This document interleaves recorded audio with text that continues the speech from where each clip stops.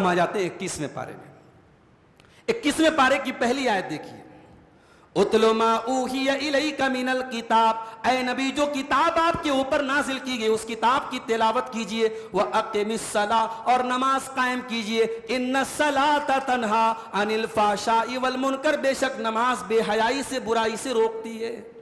دو چیزیں ہیں، قرآن پڑھیں گے علم پیدا ہوگا، اور قرآن پڑھیں گے علم پیدا ہوگا، اور نماز پڑھیں گے تو اللہ کی عبادت ہوگی. علم کے ذریعے آپ کے شبہات دور ہوں گے، اور عبادت کے ذریعے آپ کی شہوتیں کنٹرول میں رہیں گی. یہ دو چیزیں ہیں. اگر زندگی میں کامیاب ہونا ہے، ایک علم حاصل کرو اور دوسرے عبادت کرو. علم اور عبادت یہ انسان کے لیے بڑی نیسیسری چیز ہے، بڑی ضروری چیز ہے. اور یہاں قرآن کے 21ویں پارے کی سٹارٹنگ میں اللہ نے انہی دونوں کا حکم دیا. قرآن کی تلاوت کرو اور نماز قائم کرو، اور کہا نماز بے حیائی اور برائی سے روکتی ہے. ہمارے وہ نوجوان ساتھی جن کو یہ شکایت ہے کہ وہ کسی قسم کے فتنے میں پڑے ہوئے ہیں، کوئی لڑکیوں کے چکر میں پڑا ہے، کوئی ڈرگس کے چکر میں پڑا ہے، کوئی موبائل کا ایڈکٹ ہو چکا ہے، ہر قسم کی برائی سے نجات کا ایک فارمولہ قرآن دے رہا ہے. نماز کی پکی پابندی کرو. ان الصلاۃ تنہا عن الفحشاء والمنکر، بے شک نماز آپ کو بے حیائی اور برائی سے روکے گی. آپ نماز کی پابندی کیجئے، آپ دیکھیے آپ کی زندگی میں بہت ساری برائیاں آٹومیٹک دور ہو جائیں گی. اس کے بعد دنیا کی زندگی کی ایک مثال دی گئی. فرمایا وما هذه الحیات الدنیا الا لہو ولعب، یہ دنیا کی زندگی تو ایک کھیل اور تماشا ہے. وَإِنَّ الدَّارَ الْآخِرَةَ لَهِيَ الْحَيَوَانُ، اور آخرت کی زندگی ہی باقی رہنے والی ہے. دنیا کو کھیل کیوں کہا اللہ نے؟ موبائل پر آپ گیم کھیلتے ہیں، گیم کھیلتے جتنا بھی مزہ آ رہا ہو، ایک ٹائم ایسا آتا ہے گیم ختم ہو گیا. کوئی گیم ایسا نہیں ہوتا جو ان لمیٹڈ ہو، کوئی نہ کوئی لمٹ ہے، کوئی نہ کوئی ایسا پروسیس ہے کہ وہاں گیم اوور ہو گیا، یہاں پہ گیم ختم ہو گیا. زندگی گیم ہے میرے بھائی، اللہ کہہ رہا ہے گیم ہے یہ، اور اس گیم کو ایک دن ختم ہو جانا ہے. کسی نے بڑا پیارا جملہ استعمال کیا ہے، کہا کہ اگر یہ دنیا آپ کے لیے باقی رہ بھی جائے، جس دنیا پر آپ کو بڑا ناز ہے، زمین پہ ناز ہے، پلاٹوں پہ ناز ہے، پراپرٹی پہ ناز ہے، بینک بیلنس پہ ناز ہے، اگر دنیا کی یہ دولت اور دنیا کی یہ پراپرٹی اور دنیا کی یہ چیزیں باقی رہ بھی جائیں، آپ باقی نہیں رہیں گے. ایک دن آئے گا، مکان ہوگا، آپ اس مکان میں نہیں ہوں گے. تجوری ہوگی، چابی کسی اور کے پاس ہوگی. بینک بیلنس ہوگا، کوئی اور فائدہ اٹھائے گا. تو جو زمین، جو جائیداد، جو دولت آپ کی ہمیشہ کام آنے والی نہیں ہے، کیوں اس کے لیے اتنی ہائے توبہ مچا کے رکھے ہو میرے بھائی؟ اللہ کہہ رہا ہے میرے بندو، باقی رہنے والی، زندہ رہنے والی اگر کوئی زندگی ہے تو آخرت کی زندگی. محنت کرو تو آخرت کے لیے کرو، کوشش کرو تو آخرت کے لیے کرو. یہ 20 سال 25 سال 40 سال کی زندگی کے لیے اتنا مر رہے ہو، کٹ رہے ہو، اگر محنت کرنا ہے تو اس زندگی کے لیے کرو.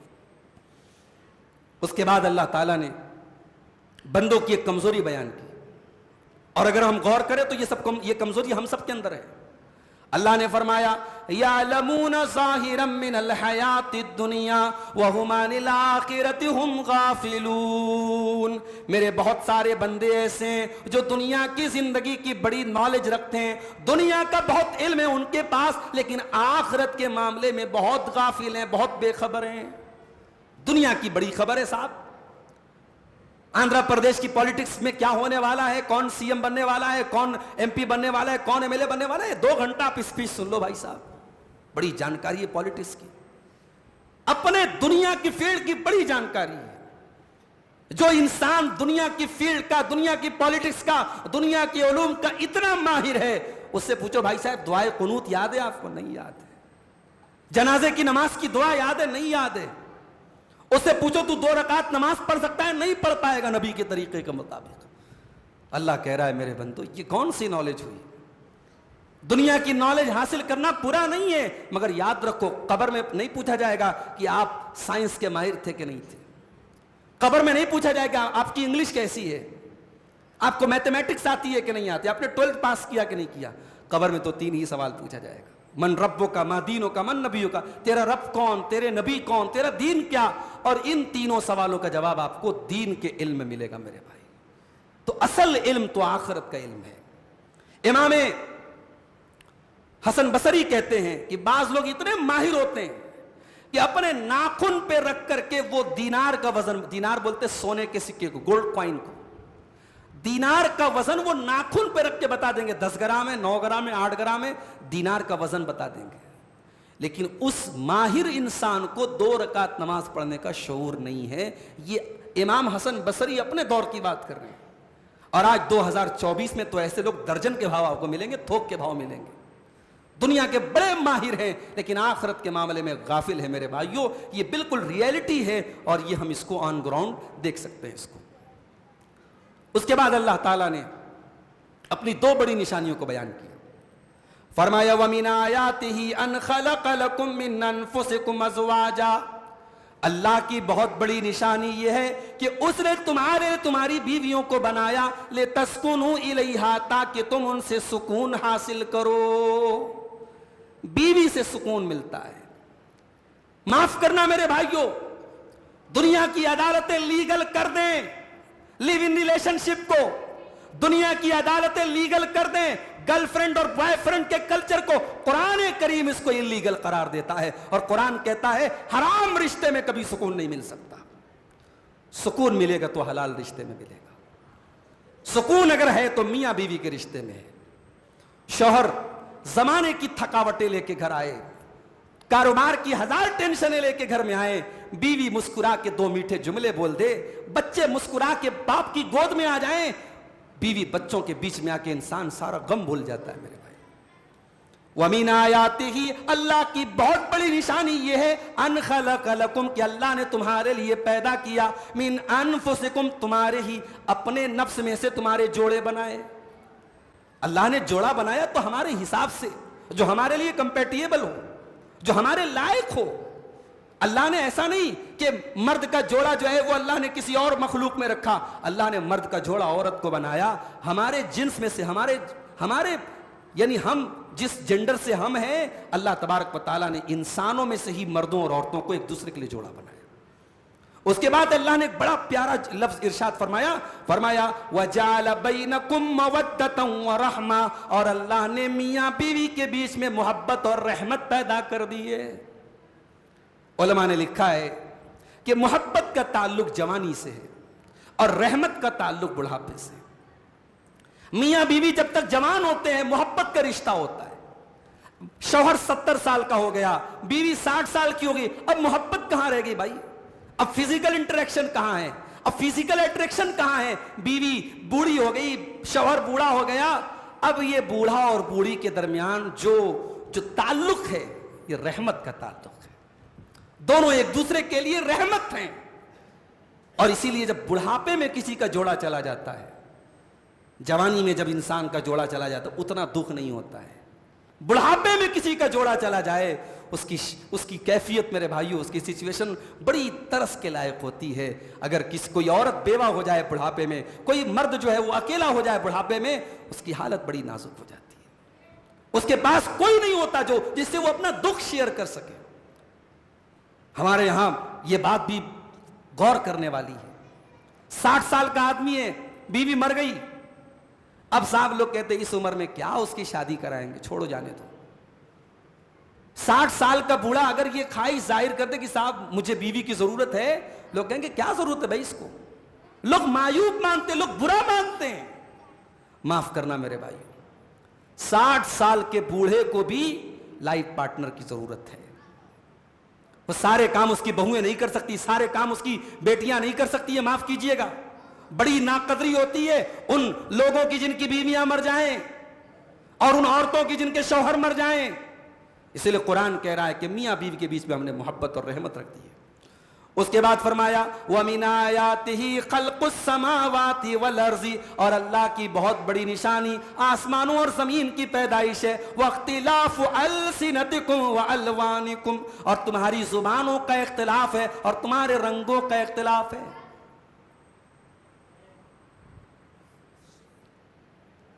زبانوں کا اختلاف آپ دیکھیے، تلنگانہ میں ہے الگ زبان ہے، حیدرآباد میں ہے الگ بولی ہے، کرنول آ گئے بول چال بدل گئی.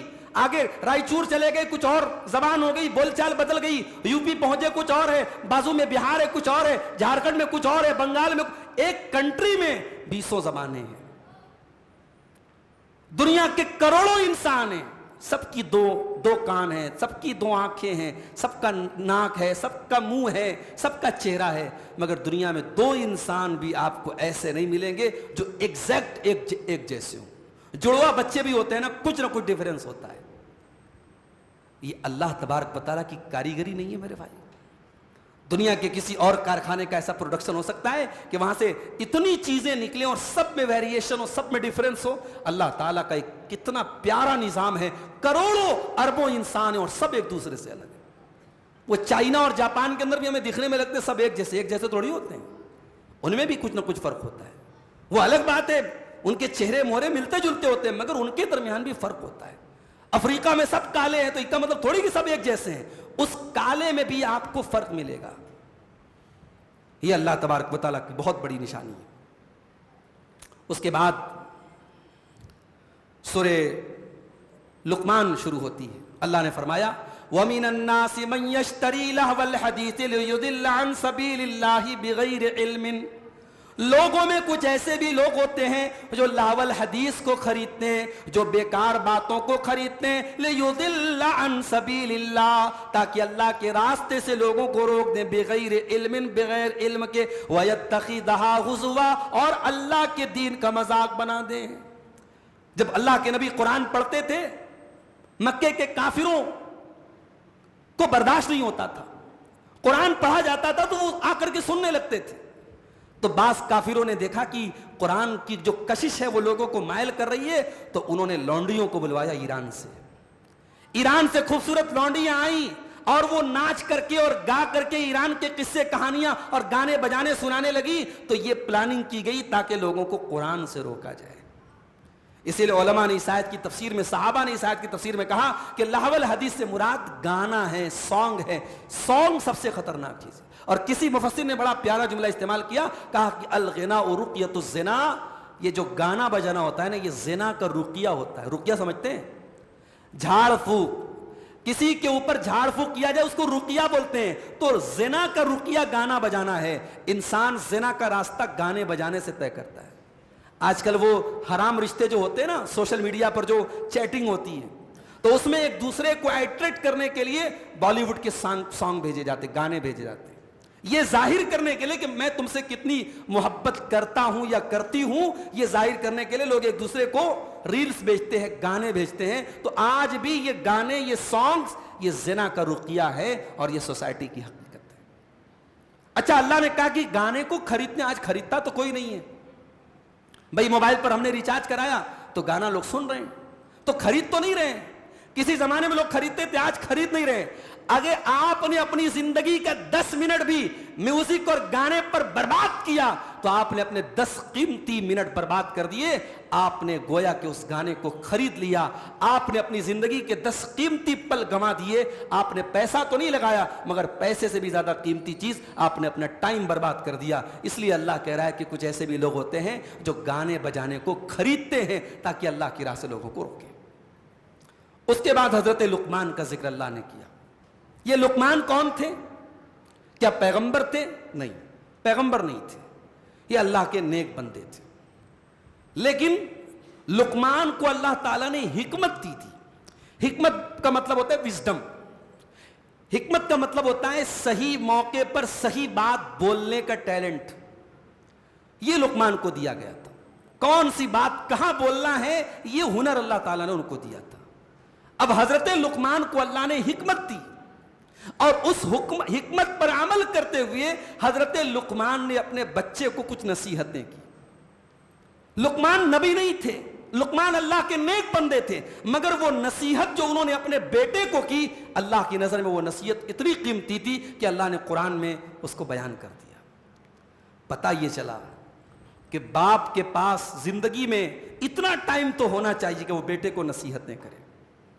معاف کیجئے گا میرے بھائیوں, آج ہم یہ تو شکایت کرتے کہ ہمارے بچے بگڑ رہے ہیں. کبھی اپنے دل سے پوچھو کہ آپ ان بچوں کی تربیت پر ٹائم کتنا دے رہے ہیں. آج کتنے باپ ہیں جو 24 گھنٹے میں آدھا گھنٹہ بھی اپنے بچوں کے ساتھ بیٹھ کر کے کچھ دین کی باتیں کریں, کچھ ان کو اچھے مورلز, اچھی مورل ویلیوز, اچھے ایٹیکیٹس ان کو سکھائیں, اچھی باتیں ان کو سکھائیں. ہمارے بچے تو اسکولوں کے بل پہ پلتے ہیں بھائی صاحب.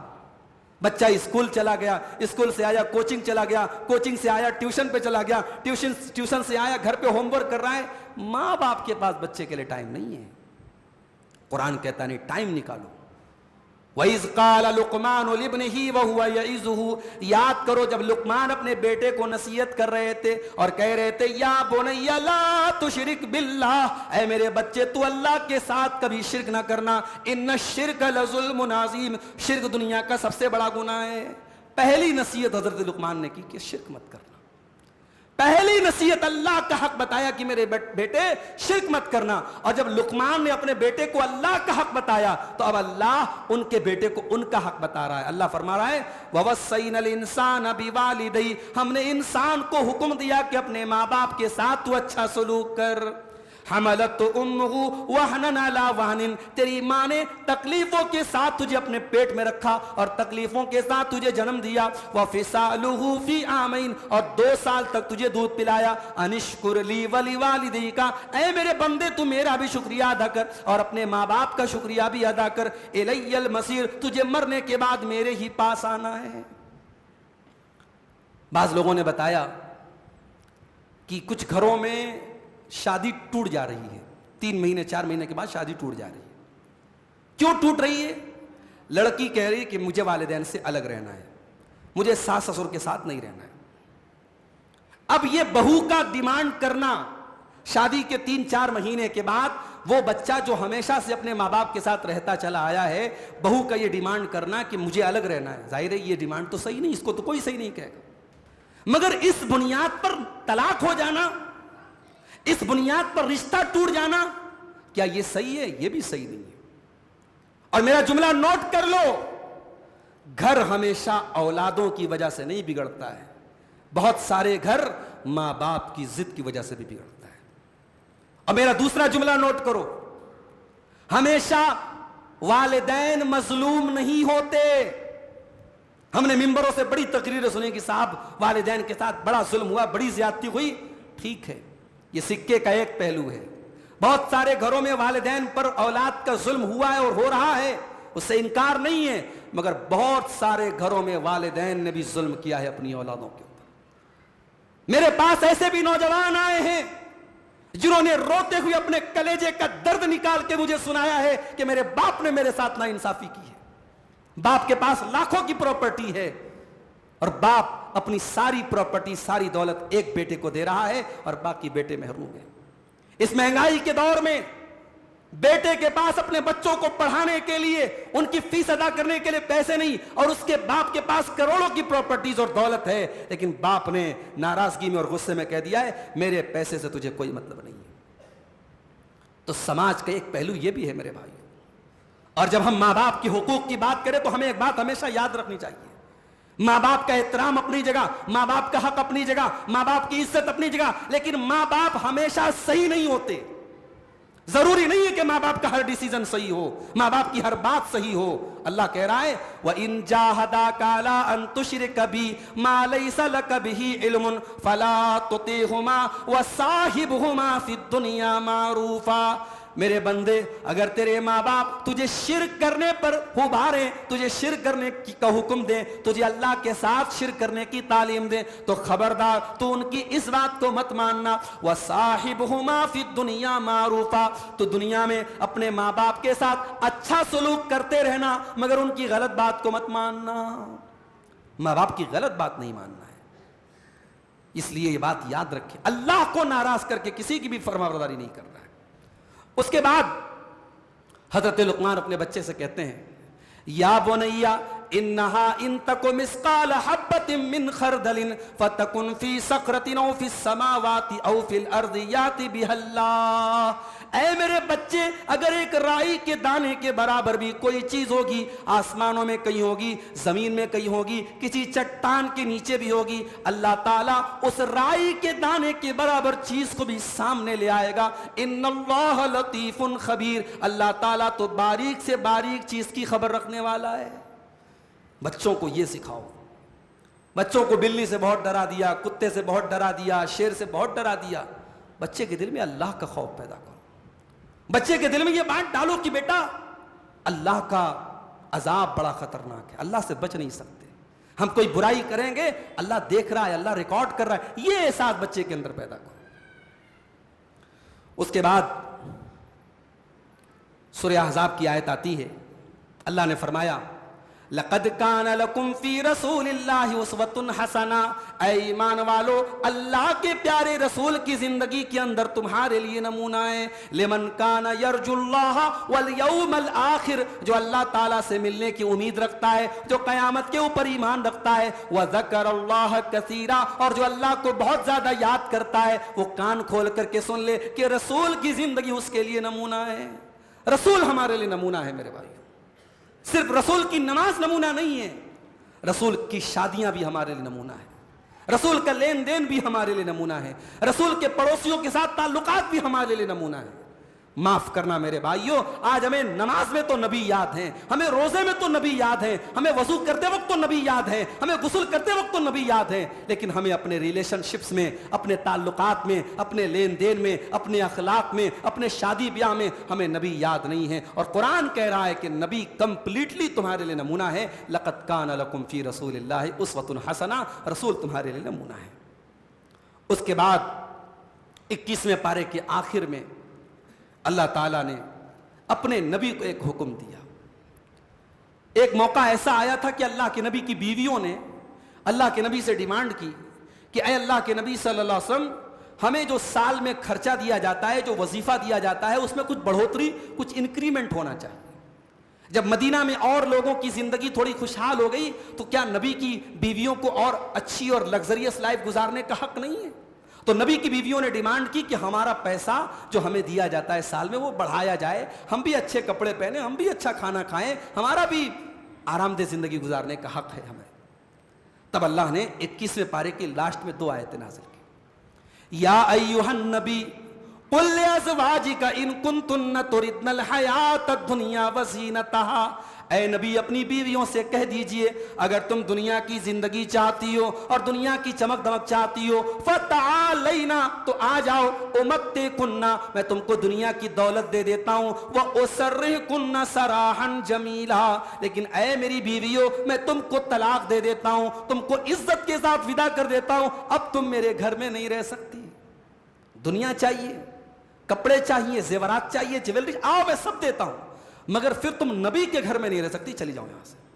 وَإِن كُنتُنَّ تُرِدْنَ اللَّهَ وَرَسُولَهُ, اور اگر تم اللہ سے محبت کرتی ہو, اس کے رسول سے محبت کرتی ہو, وَالدَّارَ الْآخِرَةَ, اور آخرت میں اپنا گھر بنانا چاہتی ہو, فَإِنَّ اللَّهَ أَعَدَّ لِلْمُحْسِنَاتِ مِنْكُنَّ أَجْرًا عَظِيمًا, تو اے نبی کی بیویوں تم نیکی کا کام کرتی رہو, اللہ تعالیٰ نے تمہارے لیے بہت بڑا ثواب تیار کر کے رکھا ہے. جب یہ 2 آیتیں نازل ہوئیں, اللہ کے نبی اپنی محبوب بیوی حضرت عائشہ کے پاس آئے, کہا کہ عائشہ ایک بات کہنی ہے تم سے. کیا بات ہے اللہ کے نبی؟ عائشہ بات بڑی امپورٹنٹ ہے, اپنے ماں باپ سے مشورہ کرنے کے بعد مجھے جواب دینا. اے اللہ کے نبی ایسا کون سا میٹر ہے کہ آپ اتنے سیریس ہو کر کے بات کر رہے ہیں, ماں باپ سے مشورہ لینے کی بات کر رہے ہیں, کیا بات ہے؟ اللہ کے نبی نے قرآن کی یہی 2 آیتیں پڑھ کے سنا دی.